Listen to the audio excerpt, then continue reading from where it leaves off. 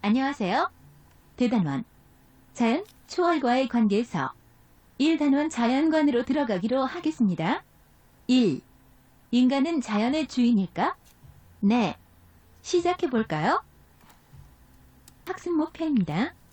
자, 여러분들은 이번 수업이 끝나면 환경 문제의 심각성에 관해서 설명할 수 있습니다. 또 자연과 인간이 조화롭게 살기 위해 생활 속에서 실천할 수 있습니다. 매일경제 2016년 10월 6일자 내용입니다. 꿀벌은 꽃의 수술과 암수를 교배시켜 열매를 맺도록 돕습니다. 이러한 꿀벌은 식물의 교배를 돕는 곤충 중 70%가량을 차지하며 생태계의 큰 축을 담당하고 있습니다. 하지만 요즘 이러한 꿀벌이 사라지는 꿀벌 군집 붕괴 현상이 나타나고 있습니다. 그린피스에 따르면 최근 10년간 미국에서는 꿀벌이 개체수가 40% 정도 감소하였으며 해마다 피해는 더 늘어나고 있습니다. 공기오염, 살충제 살포, 전자파 발생, 지구온난화 등 인간의 욕심에서 비롯된 무분별한 개발이 그 원인으로 꼽힌 것입니다.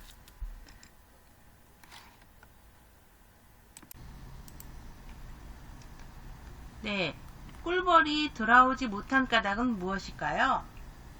그렇죠. 꿀벌 군집이 붕괴되기 때문입니다. 또 자동차 매연 때문에도 벌들이 집을 찾지 못해서 그럴 수 있겠죠. 어떤 일이 생길까요? 물론 인간에게 꿀을 공급할 수 없게 되죠. 또 생태계 균형이 깨질 수도 있습니다. 인간과 자연. 우리는 자연으로부터 삶에 필요한 많은 것을 얻으며 살아갑니다.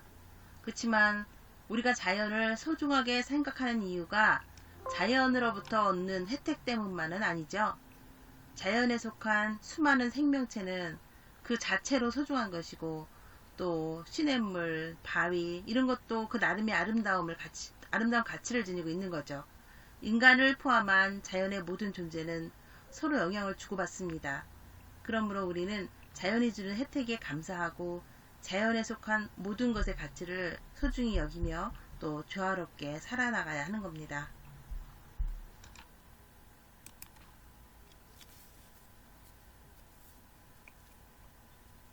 환경 문제의 심각성.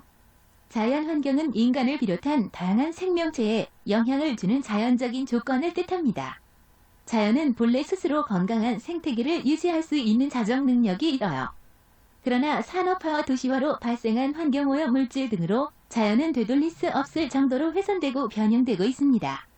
대기오염, 수질오염, 토양오염, 지구온난화, 오존층 파괴와 같은 다양한 환경 문제가 그 예라고 할 수 있습니다.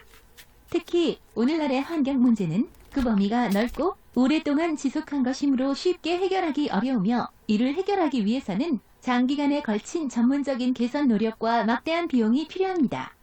또한 환경 문제는 우리 건강을 위협하는 다양한 질병의 원인이 되며 인류를 포함한 지구 생명체 모두의 생존을 위협할 만큼 심각한 수준에 이르고 있습니다. 따라서 우리는 자연 환경의 소중함을 간직하기 위하여 심각한 환경 문제의 예방을 위해 노력해야 합니다.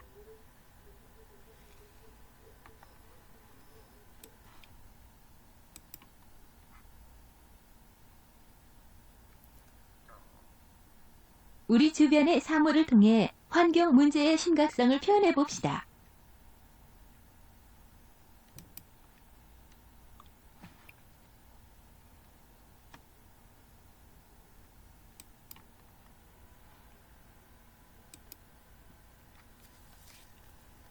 인간과 자연의 조화로운 삶. 인간은 과학기술을 무한정 발전시키고 있지만 반면에 점차 무분별한 환경 파괴로 인해서 환경 문제의 심각성을 일으키게 됐습니다. 이제는 환경 문제를 해결하기 위한 여러가지 방안에 대해 고민하기 시작하죠. 특히 이러한 문제의식은 인간 중심적 가치관, 즉 자연을 정복의 대상이나 또 인간만을 위한 도구로 여기는 인간 중심적 가치관에 대한 반성을 하게 되었습니다. 그 결과 인간은 점차 사고를 확장해 나갔지요. 자연에 속한 동식물, 심지어 무생물에 이르기까지 도덕적 고려의 범위를 확장해 나가기 시작하는 것입니다. 즉 자연, 동식물, 무생물의 모든 것도 보호의 대상으로 생각을 하게 된 거지요. 그래도 우리는 자연을 전혀 이용하지 않고 살아갈 수는 없습니다. 또한 자연의 본래적 가치를 지키기 위해서 현재의 모든 삶의 방식을 포기할 수도 없지요. 따라서 우리는 인간의 삶과 자연 환경의 보전, 이 둘 사이에서 조화로운 관계를 위한 환경 친화적인 자연관을 생각해 볼 필요가 있습니다. 환경 친화적 자연관이란 인류와 지구 생태계를 구성하는 모든 생명의 가치를 고려해서 환경 파괴를 좀 최소화시키고 또 건강한 생태계를 미래 세대까지 지속적으로 이용할 수 있게 해주는 그런 정신적인 기초라고 할 수 있겠지요. 따라서 우리는 이러한 환경 친화적인 자연관을 형성하면서 인간의 필요, 즉 생태계의 가치, 이런 것들을 조화시키는 삶의 태도를 형성해 나가는 것이 중요하게 되었습니다. 자, 우리가 자연을 소중하게 여겨야 하는 까닭은 무엇일까요? 자, 여러분이 지금까지 공부를 하면서 생각한 것 적어보세요.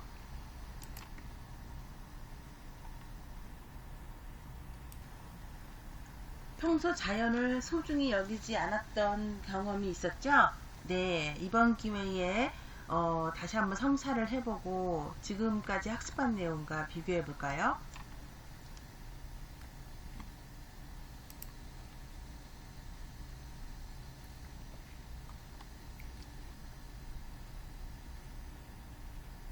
네, 자, 2020년 12월 시민단체, 환경단체, 종교계의 반발이 계속되는 가운데 지역 경제 활성화를 위해 설악산 국립공원 케이블카 사업을 정부가 승인하기로 하였다.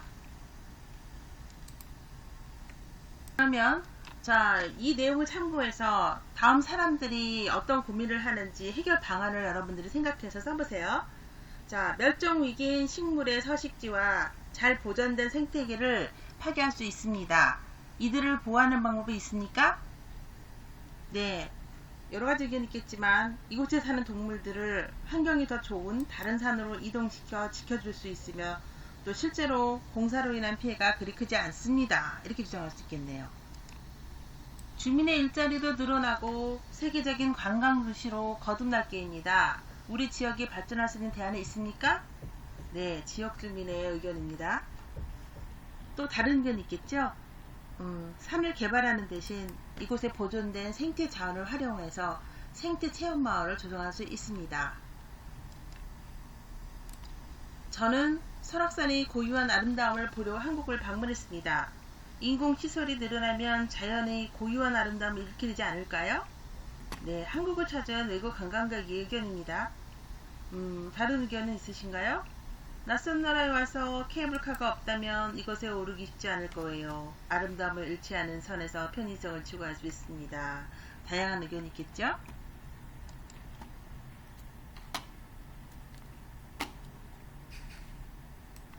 그러면 이 입장 중에 하나를 선택해서 여러분의 생각을 정리해 보세요. 자, 어떤 입장일까요?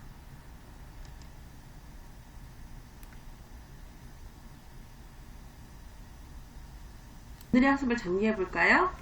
환경 문제가 심각한 까닭은 개인의 건강과 지구 생명체의 생존을 위협할 수 있기 때문입니다. 자연과 인간이 조화롭게 살려면 자연의 가치를 고려하는 환경 친화적 자연 환경을 지녀야 합니다.